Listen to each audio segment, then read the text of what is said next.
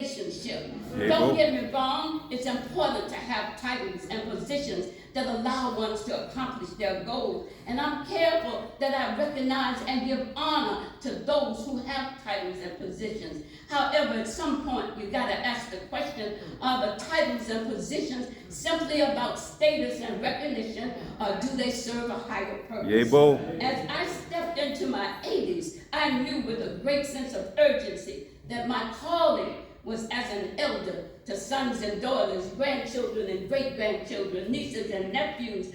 I heard and received a word at the Proctor conference that I was a part of in Atlanta, when the person who called the conference into existence with a litany used a phrase that has stayed with me again and again. What she said was simply this: the street lights are on. It's time to come home. Her words took me back. Her words took me back to 1305 Carey Street, to the home of my parents, Cora and Marcus Delk, to the extended family of all the neighbors who lived on our street. They all knew our names. They were our community. They could all speak to us with authority because they had the same dream for us that our parents had. The teachers in our school were our community. They could teach us with authority because they shared the same dreams for us as our family. The preachers in our church could speak to us with authority because they shared the same dream for us as our family. They were there to remind us of who we were and whose we were, to remind us of our gifts, the purpose for our lives, to protect us from dangers seen and unseen, to love us, to correct us. There were rules that we had to live with, and one was that as a young person, you had no business being out in the street after the street lights were on. The street lights come on as a sign that night is descending and approaching, a sign that as night falls, it's going to be more difficult to find your way home. When it is night, the powers and principalities surface and take control, resulting in danger, dominion, and death. When you can't find your way, life is diminished and destroyed and devastated. When night falls, fear, not faith, can take over. Individualism, not community, becomes the reality. Self-preservation and survival replaces concern for others. When it is night and you can't find your way home, you lose your sight of family, you lose your grounding, you lose your focus, and sometimes you can even turn on your brothers and sisters rather than to them. So when the street lights were on, you had to come home. As your elder, my word to you in this Kwanzaa ceremony is that the street lights are on. And it's time for us to come home. I'm referring to home, where we know who we are and whose we are. I'm referring to home as the place where you find your center, your purpose, your power, your calling. I'm referring to home as your memory base, your meaning base, your message base. I'm referring to home as the place where you reconnect to your roots, your story, your legacy, your place in that story. My role as your elder is to remind you that the street lights are on. It's time to come home. This is a regressive period that we are living in. The street lights are on. We are living in the midst of Afrophobia, critical race theory, whitewashing our history, banning our books, eliminating our story. The street lights are on. It's time to come home. We're living in a nation that elected a man who served as the 45th president of the United States, whose followers engaged in a violent move to overturn the free election process of the 46th president, whose vision is to make America great again by taking us back to a time of white supremacy, white power, and white privilege, and is now a candidate to serve as the 47th president. Well, the streetlights are on.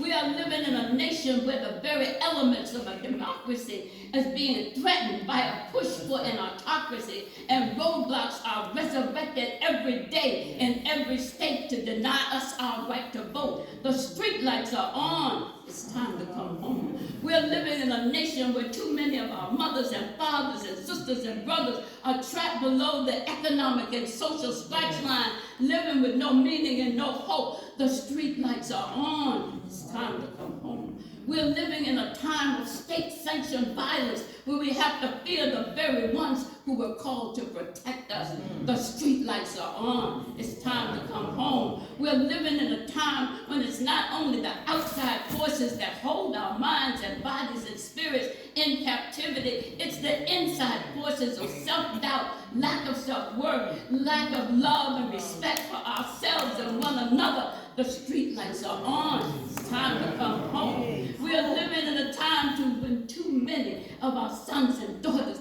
are dying in the streets, calling for their mothers, and too many are walking the streets each and every day with guns that they are using to take out one another. The street lights are on. It's time to come home. We're living in a time when the black church that used to be our safe place to worship God, love ourselves, and love one another has become a polarized place of hierarchy based on patriarchy, a judgment place resulting in our sons and daughters who are lesbian and gay and bisexual and transgender and queer having to leave our balconies in order to find a place where they can worship God in spirit and in truth. The street lights are on. It's time to come home. Home is more than a geographic place. It's knowing who you are in ways that you are not free to walk away from. You have a name, you have a history, you have a legacy that informs who you are and what you do. It's having an anchor, a center that allows you to face each and every day, whatever life brings.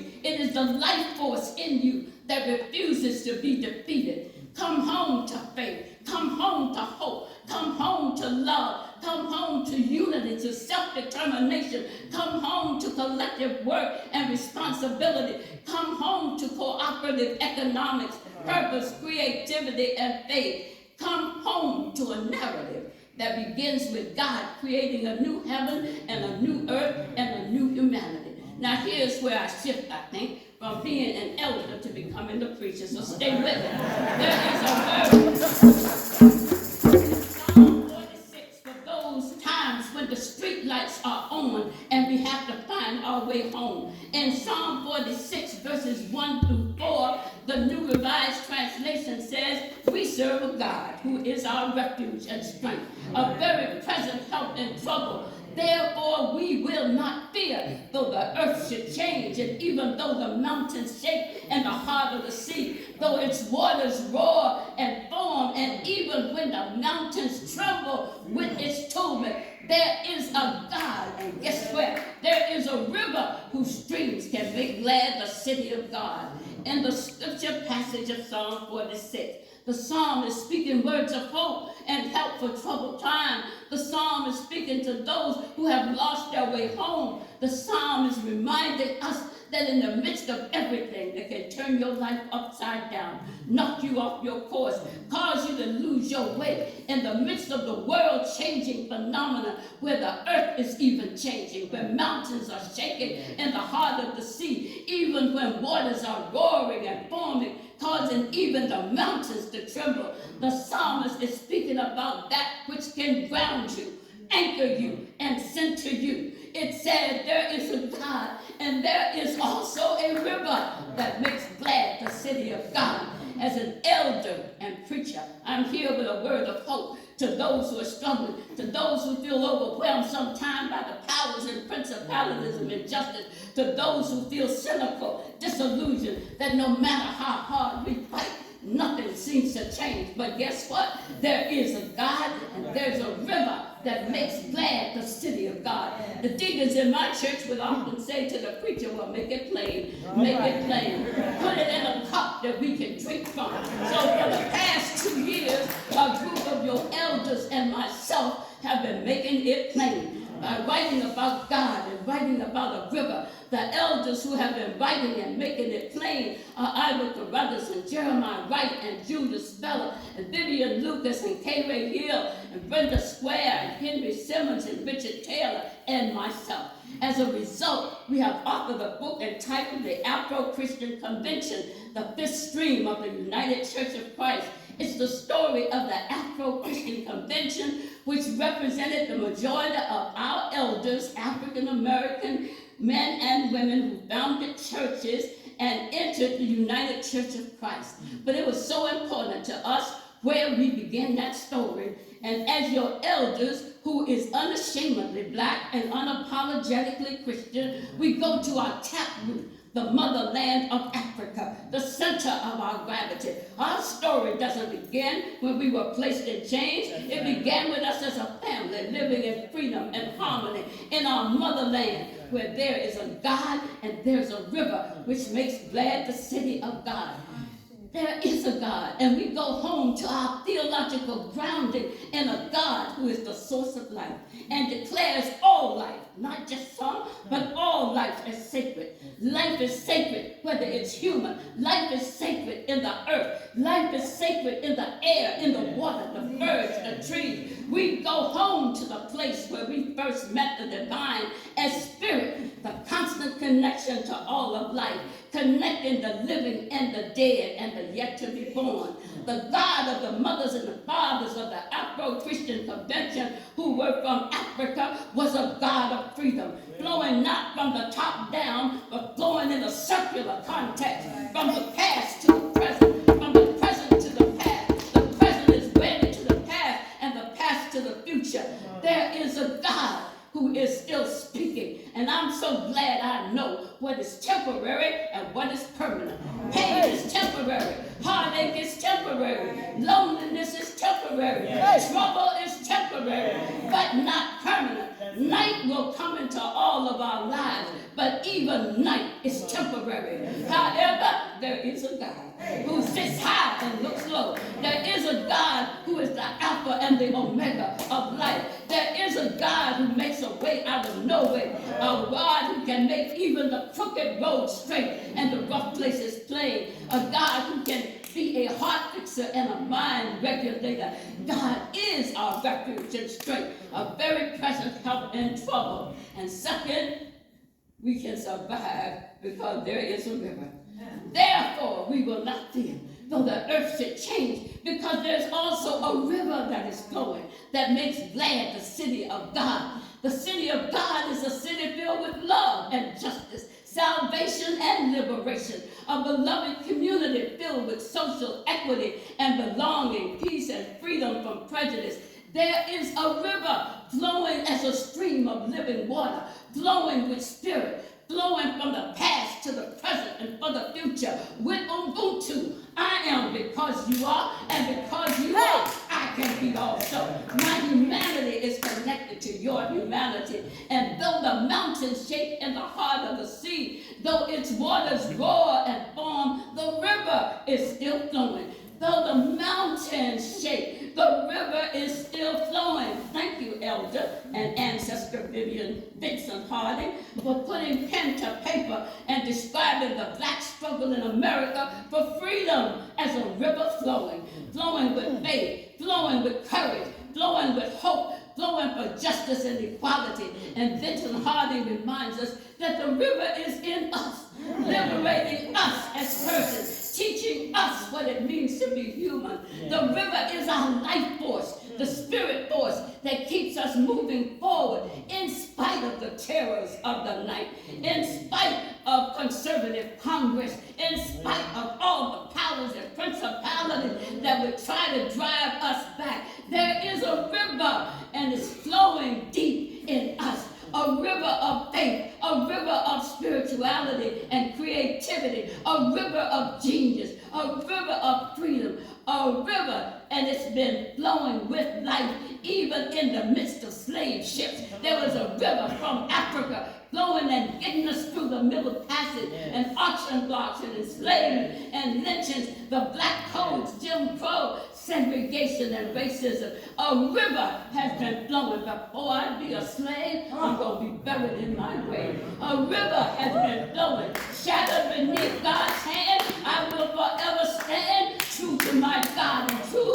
to our native land. A river has been flowing, refusing definitions that define or limitations that try to confine. A river has been flowing, making a way out of what appeared to be no way, overcoming evil, pushing past boundaries, and blazing an unbelievable path of justice and freedom. A river has been flowing. Thank you, Sojourner and Harriet. A river has been flowing.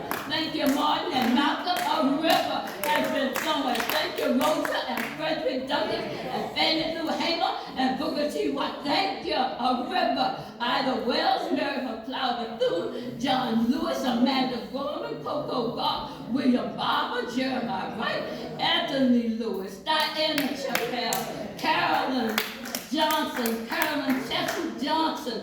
Thank you, Father Joseph Green. Thank you, Sam Garner and Ruth Garner. Our river has been flowing in our midst, reminding us of who we are, reconnecting us to our motherland, enabling us to affirm those principles that will allow us to move on. A river has been flowing, and we who are here, guess what? You are the river. The street lights are on. It's time to come home. You got to take your place in the river. We've come this far to freedom, and we can't stop now. Hate does not have the last word. Take your place in the river. Despair does not have the last word. Take your place in the river. Fear does not have the last word. Take your place in the river. Injustice does not have the last word. Take your place in the river. Evil does not have the last word. Take your place in the river. Truth is still forever on the scaffold. God is still forever on the throne. And if God be for us, what does it matter who attempts to prevail against us? The street lights are on. It's time to come home. The